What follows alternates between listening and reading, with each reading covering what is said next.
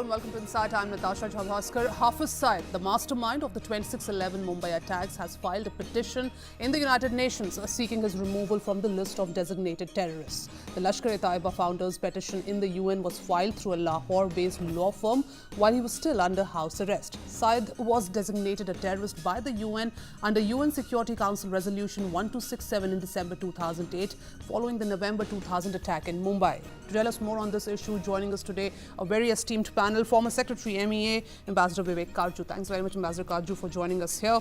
Also, Dean of Jindal School of International Affairs, Professor Sreeram Chaulia. Thanks very much, Professor, for joining us here. And Research Fellow at the Indian Institute of Defence Studies and Analysis, Vishal Chandra. Thanks very much, Mr. Chandra, for joining us here.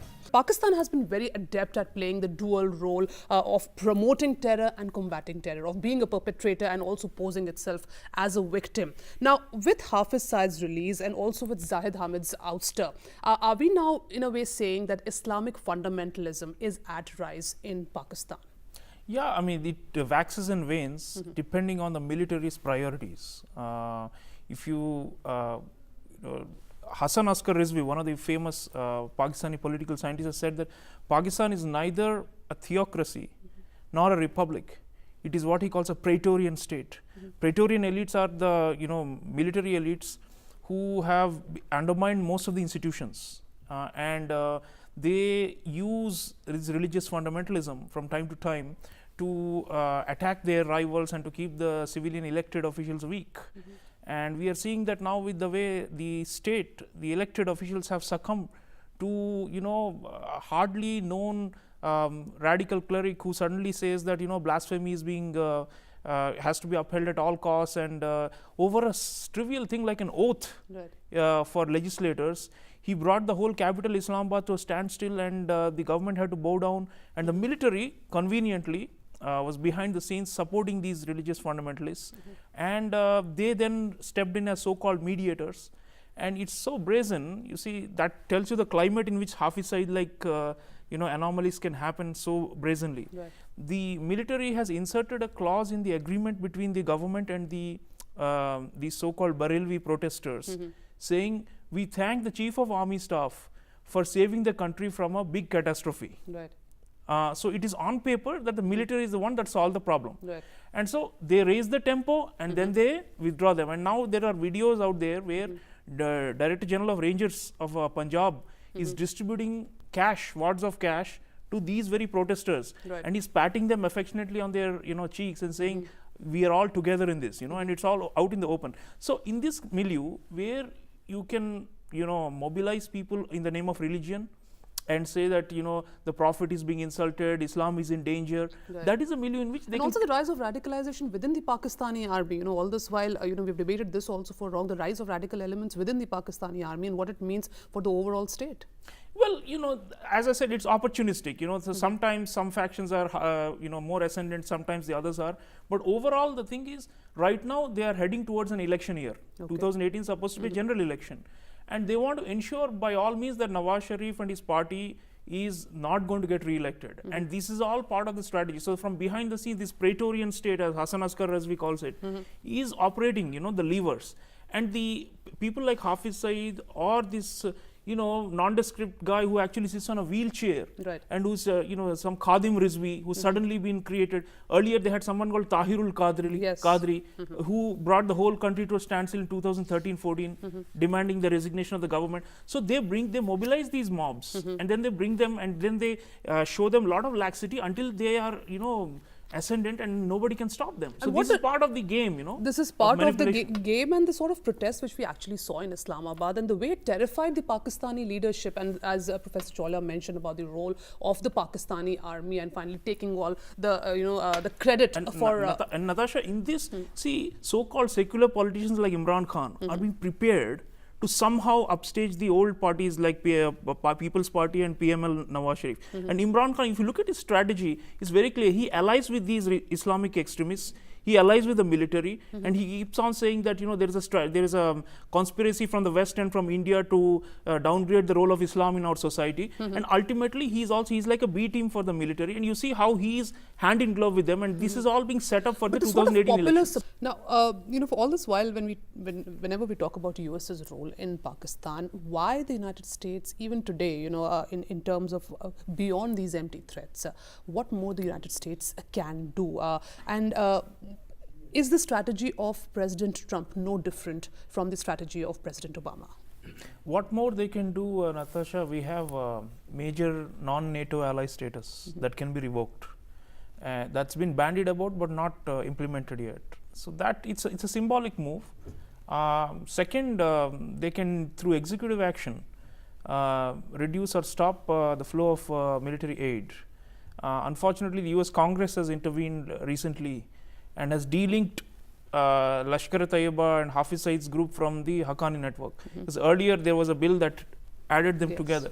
So now, I think through executive means they can again reassert this, because if you go back to 1267, the sanctions and the reason Hafiz Saeed is proscribed, it clearly says because his group, this Jamaat-ud-Dawa, Lashkar-e-Taiba, are linked to Al-Qaeda and possibly also to some ISIS. It calls itself a charity organization, Islamic charity. Yeah, it's been, as we know, it's had many, like cat having 9 lives, but it has survived in different forms. But the point is, these globally networked terrorist groups are not actually separate from LET.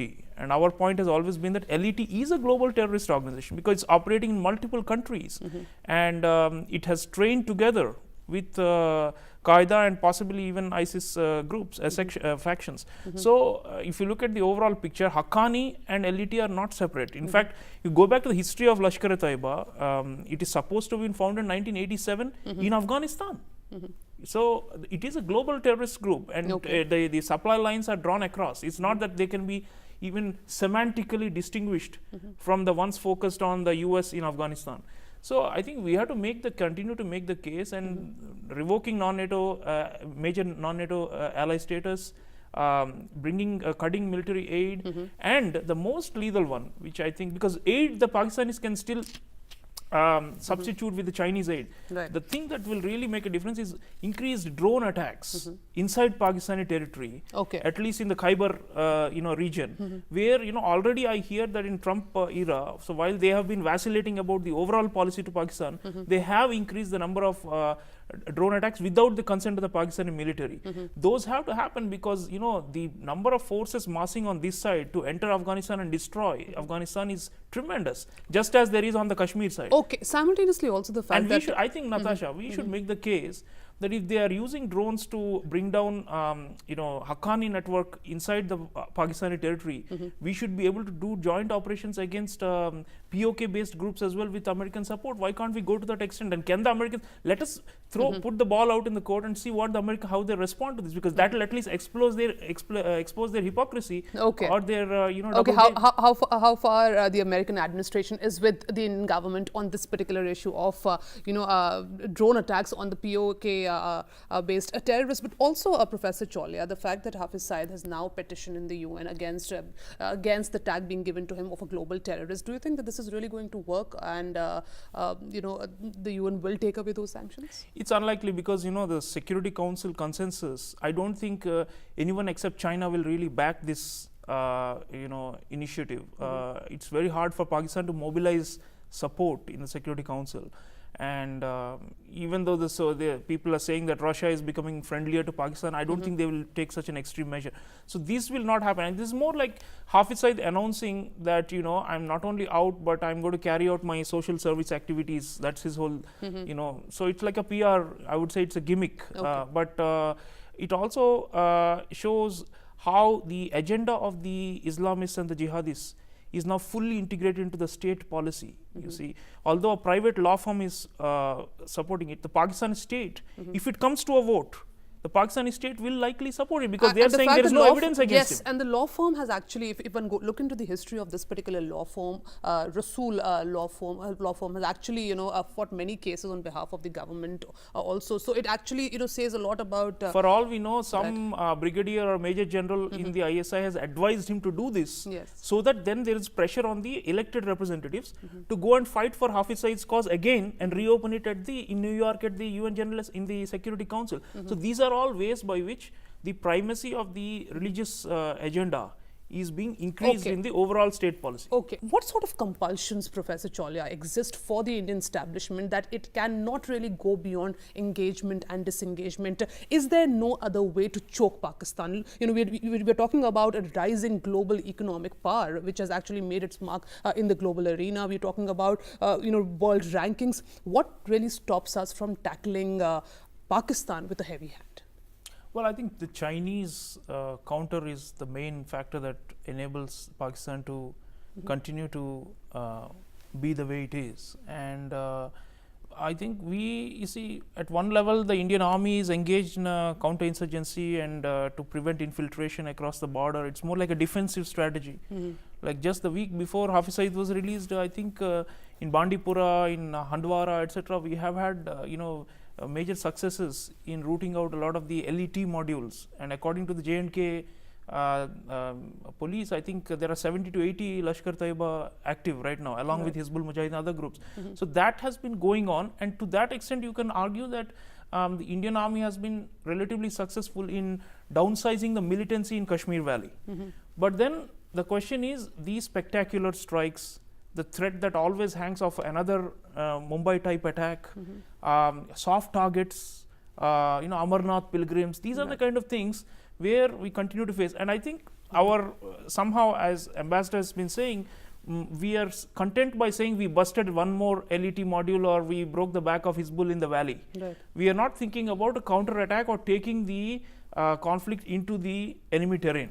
And there, the surgical strikes done by Prime Minister Modi, I think, was an important step, and it showed some kind of strategic resolve that we are willing to take risks and incur even costs at the loss of our soldiers and possible retaliatory, firing from the Pakistani side of artillery and so on, that we will take some bolder measures. So I think my own view was surgical strike cannot be a one-off thing. It has to be part of a longer term strategy, which can be used as, at the time Modi government had said, we will choose our point of retaliation, and the place and the time as per our discretion and our strategy. So there has to be one to raise the cost of terror. But apart from that, I think the Iranian factor becomes very central. And my own view is we need to strengthen trilateral cooperation with Afghanistan and Iran to be able to box in this problem, if not completely eliminate it. And as I had said earlier, if the United States is also on board, which is complicated because they have this, terrible equation with Iran right now under Trump. If we had Afghanistan, Iran, ourselves, and the Americans on board, I think we could have considerably reduced the spaces for this monster.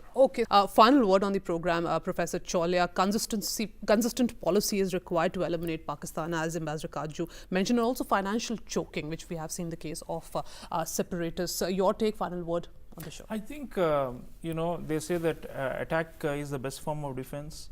So it's very important that we also penetrate Pakistani society and continue to cultivate assets that work towards weakening the military and the Islamists. We'll have to, I believe that, causes like Balochistan, already the Prime Minister has publicly announced that we must support this, and I think we will. But also, people from time to time, we have to make some of the conspiracy theories about India self-fulfilling prophecy, in my view. For example, people say that the MQM, which is based in Karachi and used to be the third largest party in the country, is somehow supported by India. If so, well, why don't we cultivate that asset even to the point where they, further our cause? Similarly, there is talk about even the Tehreek-e-Taliban Pakistan receiving support from India. I mean, I know this is a wild theory, Okay. but then if at all there is a basis for this and people already believe it, you might as well make it true in order to increase the cost of terrorism, to show that, you know, the tit for tat strategy goes back a long way. Whenever nation states have these kind of territorial disputes and proxies involved, we need to also have our proxies. I know it's a dangerous game, but I think we have to take risks and we have to show that we are willing to absorb losses, because otherwise we can never finally overcome this problem. We will simply keep on doing a little bit of nitpicking here and there and not achieve the ultimate goal of having a secure neighborhood. Thanks very much all of you for joining us on this program, and that's all we have for you in this edition of Insight. Thanks very much for watching.